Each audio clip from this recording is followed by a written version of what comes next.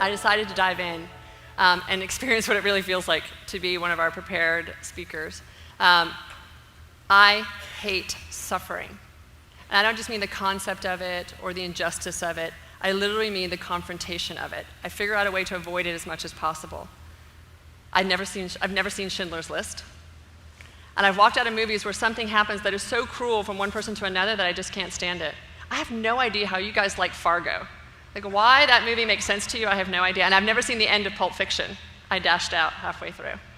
It also means that I've ducked out of trips to India, one of which was actually with TED a couple of years ago. I came so close, but I just couldn't imagine what it would feel like when I got off that plane. And it also means that I've not spent any time volunteering for a cause that probably is the nearest and dearest to my heart, and that is the abuse and neglect of children and all the work that CASA and some really phenomenal organizations in town do. I just can't imagine again what it would feel like to be in that spot.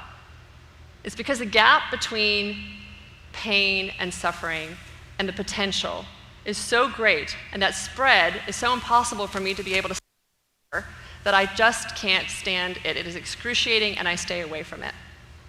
It also meant that then, as I was looking at career choices, social work was probably not going to be the place that I was going.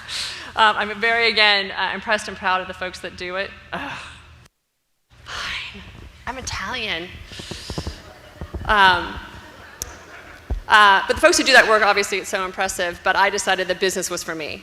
And so first I tried banking, and then I tried industrial psychology, and thank God I found advertising and that whole community of people who are so creative and expressive.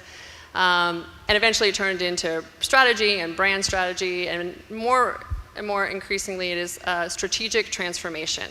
I alluded to it a little bit at the beginning, but this idea, again, that we're shifting from one way of doing business to another, and this sort of consideration and thoughtfulness that goes into understanding what it is the future needs from us and how we can contribute to it. And ironically, I'm staring suffering back in its face. And this time, I can't just turn away, right? This is what I do for a living. And so again, I feel this incredible pain between the gap, and the pain that's causing that gap between pain and potential. Now, I can go to all these companies, and I can lay out actually probably a pretty extraordinary future for many of them, as many of my colleagues do. Some of my friends are here who do the same kind of work that I do, right? And we actually can give them the plan, and we can talk to these leaders, and we can show them what the potential is, and they still don't do it. You know what that feels like, right? Organizations are in turmoil, the falling stock price, scared employees, and the biggest one for me is missed opportunities, right? There's something that's right there that they could grab, and they don't see it. And again, I think about why. We see teams mired in bureaucracy. We see people strangled by legacy systems and poor decision making. And really they're chained to this need to be sure, right? To be right. Have you guys worked for any companies that feel like that? At the same time that all that's going on, as Jeff alluded to and some others in their talks, we're asking teams and leaders to be much more collaborative, nimble, entrepreneurial, adaptive, dynamic, right? All those words, have you heard those words? Authentic, transparent.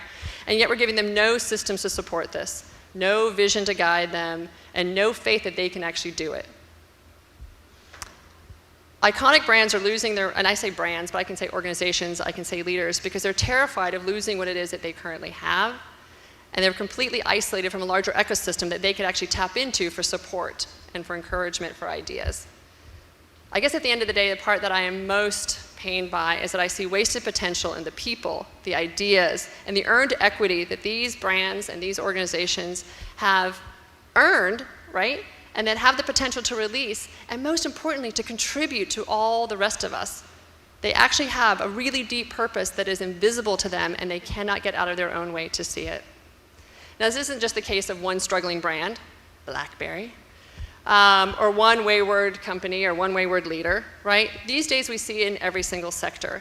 As a person who scans business and scans culture, you see everything from healthcare to education to aerospace to every form of business, right? The food industry, the music industry, the publishing industry, I could go on and on and on. Every one of them is trying to reinvent what it is that they're supposed to be as this future moves forward.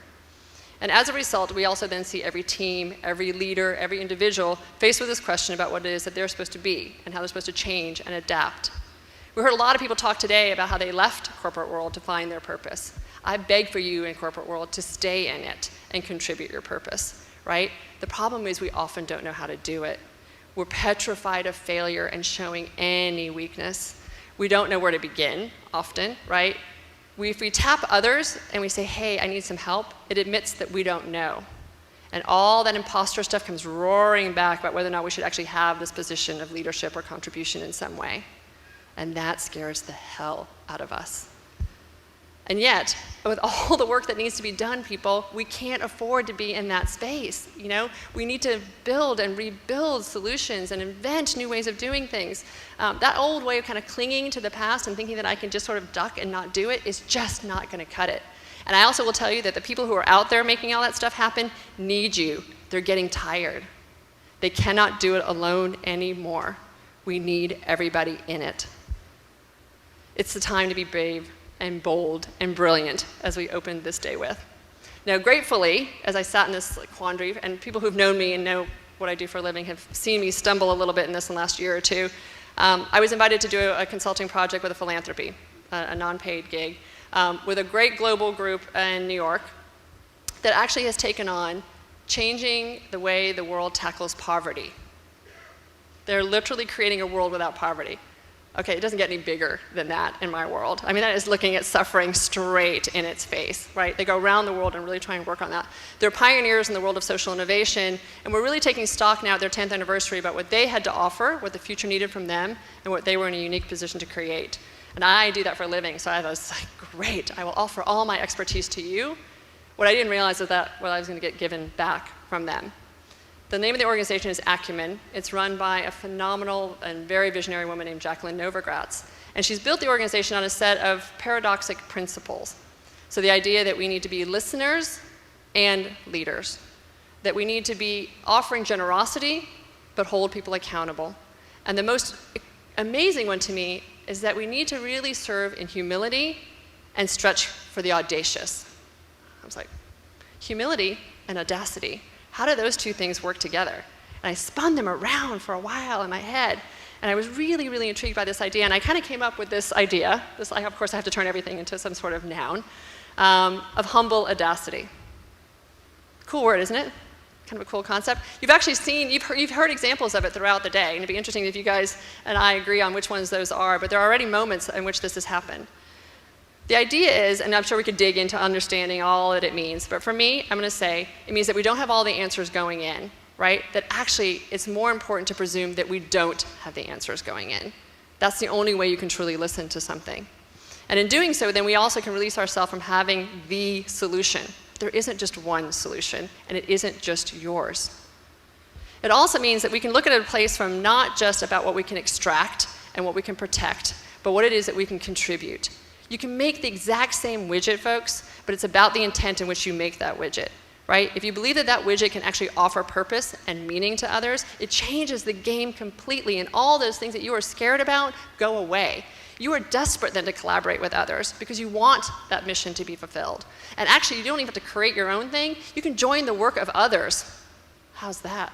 We don't have to continually reinvent the wheel. We can actually now, in a place of more humble service, join the work that is others. I think for me, the thing that has been, there's a lot of eye-opening moments as I've played around with that concept and tried to practice it more. I'll just say a couple of things that I've learned from it. One is that I am now less frustrated when I go into a situation like that. I have so much more empathy for the folks that are in it, and I have a real desire to want to try and relieve the fear that they're in. And I think part of it is now because progress isn't a reflection of whether or not I showed up with enough.